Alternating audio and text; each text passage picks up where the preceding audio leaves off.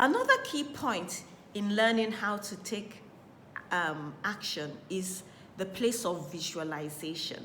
And I'm just going to read you a dictionary meaning of the word visualization, and that's the practice of intentionally creating detailed pictures in your mind, both still and movies, of a positive outcome that you want to achieve. I'll say that again.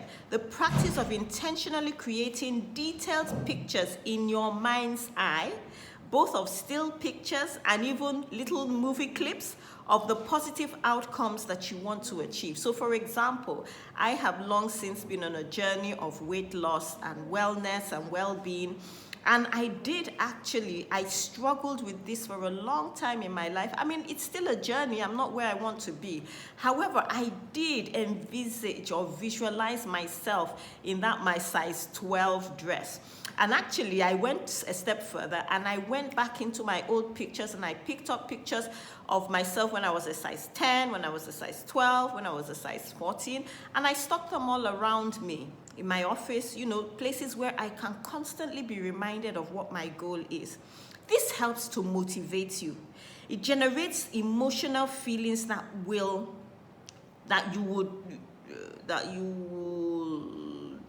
positive emotional feelings that you will have as if you have achieved the goal. And then your subconscious mind will seek to resolve that tension that visualization has created, because you're perhaps a size 24 and you want to be a size 12, and you have visualized yourself, in those high heels, that fancy dress, doing your thing, but the reality is that you're size 24. And so a conflict will be within you. There will be tension, and it will motivate you to want to do what you need to do in order to get there.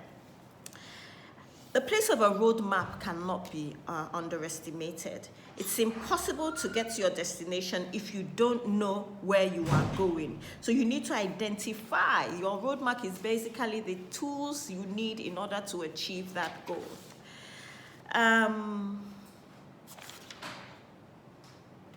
Yes, so whether it's the place of training, whether it's hiring a personal coach, whether it's buying certain equipment, whether it's engaging a weight loss coach, you create that to-do list which has all the tasks that you will need to get there. And that takes us to the next point, which is to sometimes try and be accountable to others. So if you have a goal that you want to achieve, don't hide it within yourself. Tell others who will now hold you accountable, and let them be people who you don't want to disappoint, people who you think will be disappointed in you if you don't go for it. For example, I'm writing a book, and I have a coach who is helping me in this journey, and she says that this book must come out before the end of the... I said it must come out before the end of the year. But she says the book must come out before the end of September. And we've agreed. And every day she asks me, how many pages have you written? So that's accountability. Have people that will call you to order, people that will ask you how far you've gone, and this will help to motivate you. But in terms of accountability, I think even a more...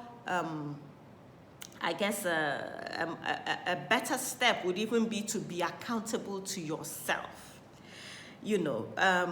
This is more consistent and will help you in the long run.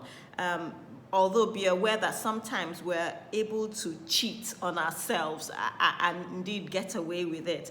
And we all often rationalize why we didn't do what we're supposed to do. But it's important to get to the place. If you consistently do that thing, you will hold yourself accountable for failing to do what you need to do. And the very last part is to start small. We've talked about overwhelm today, and sometimes it's really, really difficult to even get started. But the truth of the matter is that Rome wasn't built in a day, and little drops of water a mighty ocean make. So if you've mapped out the plan, you have your goals, you have your steps, and you do feel a bit overwhelmed, just pick one small thing and do it every day. Commit to doing one thing towards your goal, and at the end of the day, you will get there.